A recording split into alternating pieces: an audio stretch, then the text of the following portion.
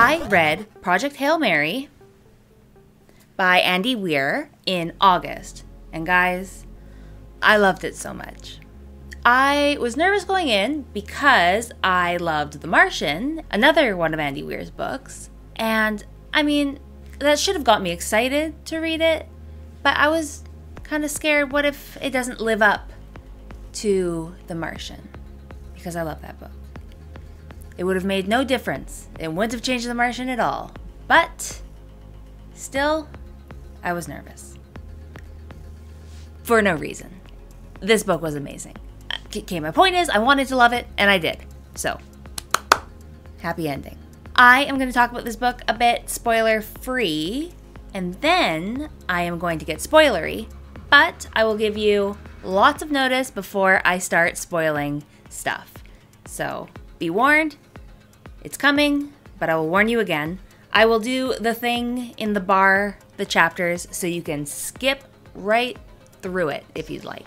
Or you can just come back later too and watch it then. Before I get started, do me a favor and subscribe to my channel. Smash that like button. My 4-year-old watches a lot of YouTube. I put out videos just as often as I can. On to the book. Or rather, the author. Andy Weir has kind of a cool author origin story. Andy Weir originally published all of his writing just on his website, and when he wrote The Martian, so many of the people who read his work were asking him to put it on Kindle. So he did that and sold it for 99 cents a copy. He was approached by Crown Publishing Group to publish it in print, and it was number 12 on the New York Times bestseller list. So that's pretty cool. Before he was a full-time author, he was a computer programmer, and he worked a bunch of places. But the one that I thought was really cool was he worked for Blizzard, and he worked on Warcraft 2: Tides of Darkness. Granted, that would have been cooler a few months ago, but we are here to talk about Project Hail Mary, so I'm moving on. So, just like The Martian, this book is pure sci-fi. Science fiction. Hard on the science. Extra science.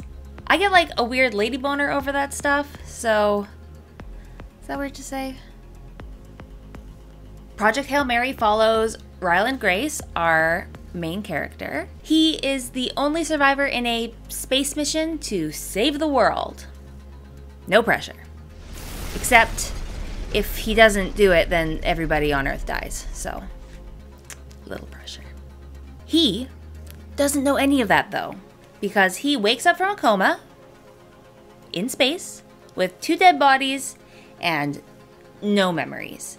He doesn't know his name, he doesn't know where he is, and he doesn't know why he is there. So the longer he's awake, the more he starts to remember. So we experience these memories with him in the form of flashbacks. I loved this so much, and the pacing was excellent. We didn't spend too much time anywhere.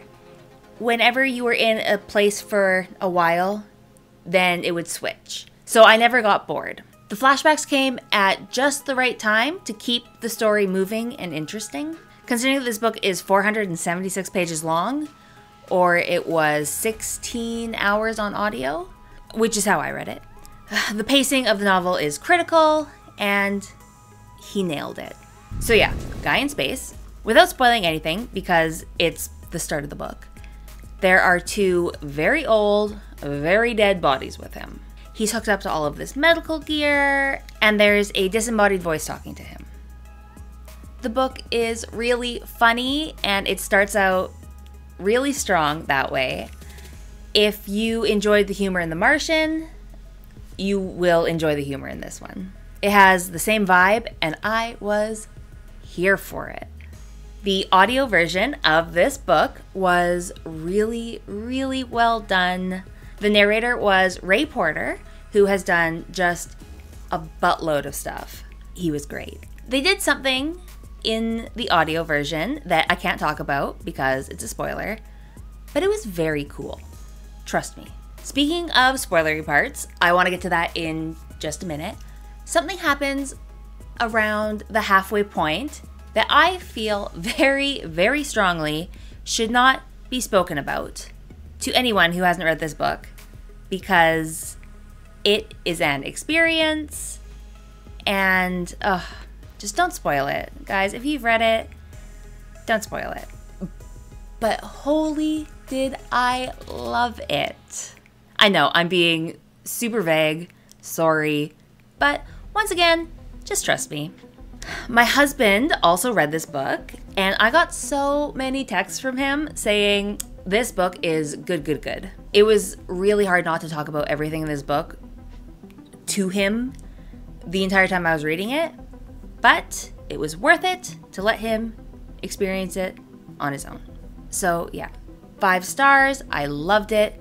Hands down, one of my favorite books that I've read this year for sure. And it's like way up there in my list of books that I love now. I am gonna start talking about spoilery stuff. So if you do not want to hear that, skip ahead or I'll see you later. Thank you for watching. I love you. Goodbye. Subscribe. Like the video. Thanks. If you are still here and you do not want to be spoiled, that's on you. Okay, so The Thing. The Thing. Aliens. I did not expect it to actually be aliens. But oh my god, I loved it so freaking much. Rocky is one of the best characters ever. I said it. Fight me. Don't fight me. Be nice. But I love him. I loved Rocky. Okay, so I wasn't really expecting it because you know how The Martian had so much research done to make it so real? I mean, you can't really do that with aliens because they don't exist, but he still managed to make it so I felt like it was all true. The way he writes the hard science is great because I don't feel like an idiot when I'm reading it. I feel like, yeah, no, of course I understand that. I'm very smart. I don't know anything. But I feel smart, and that makes reading the books feel good. Like in The Martian, the poop potatoes, I know that there was a ton of research put into that. So yeah, I don't know. I just didn't expect him to go all in on the aliens, but I am so glad he did. And I really love the way that he did the Iridian aliens. I'm gonna put up a bunch of people's fan art because I can't really draw. I love that he did the Iridians like this instead of just your average grays. I don't know if these are based on any other aliens. I don't have that good of a alien brain knowledge. But if these are like another alien or another alien race, comment down below, let me know what they are or where they're from or what they're like, because I was so into them. And I liked that even though he was a completely new type of alien to me, I could totally picture him. And when I looked up fan art and I was right, like in my brain, fun, fun, fun. Okay, the cool thing that they did in the audiobook is Rocky's voice. If I can find it, here's the sound that they did. I'm not polite company, my friend. And it sounded like this every single time he was talking. So he would have the voice over top and then the tone underneath. And it added a dimension to the listening experience that you don't always get, but it really enhanced the whole thing. In the physical copy, they put music notes for anything that Grace doesn't understand, and then it's all italicized when he does. So it's kind of the same-ish, but I thought that the listening experience was really, really cool. And then I guess the last big spoiler that I want to talk about is the ending. So it's a pretty big spoiler. Instead of actually making it home to Earth, he ends up living on Arid with Rocky and the Iridians and teaches science to the Iridian children there. Andrew, my husband, he really wanted Grace to make it back home to Earth a hero. So he was a little bit disappointed. And I mean, that would have been cool. I also would have liked that. I would have been fine either way. But I don't know. I really, really liked that he got to stay. Earth and Arid were both saved. Rocky and Grace get to be friends forever. He gets to go to an alien planet. He still gets to teach and do what he loves. And I don't know. I thought it was perfect. I like a good ending. And it was a nice, friendly, fun ending to a good book. But do you agree with me or Andrew, or I don't know, maybe you absolutely hated it? Comment down below, let me know what you thought of the ending and what you would have liked to see if you didn't like it. Or if you did and just would have liked something better. Tell me about it. Okay, back to not spoiling stuff. Oh, hi. So yes, Project Hail Mary was fantastic, amazing book, top notch, big round of applause. And it has definitely inspired me to pick up more of his work. I have been eyeing up Artemis. Let me know how that one is. I've heard good things. So, yeah, I'll probably pick that one up eventually. Who knows? I've got so many books. Oh, and cool, I had just read that the movie rights were already auctioned off to MGM? Yes, okay. I'm just going to read this straight from the thing, because then it'll be right.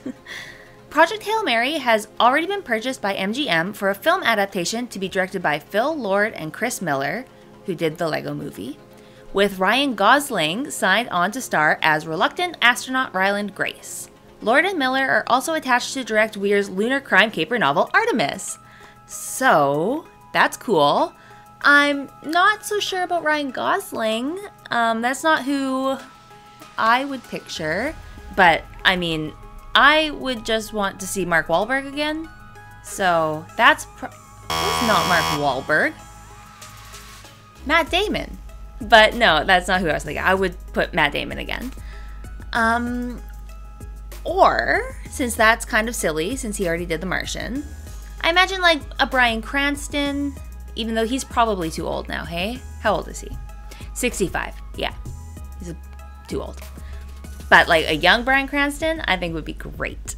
Who do you think? Fan cast. Gosling will probably be fine, but yeah.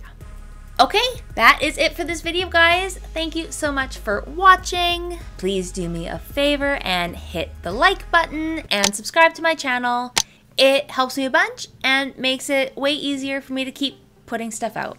Also, if you hit the bell, you'll get notified whenever I upload. I'm hoping to be on a more regular uploading schedule again soon, but for now, it's still a bit all over the place. So if you hit that bell, you'll know when I upload. I will see you next time. Bye.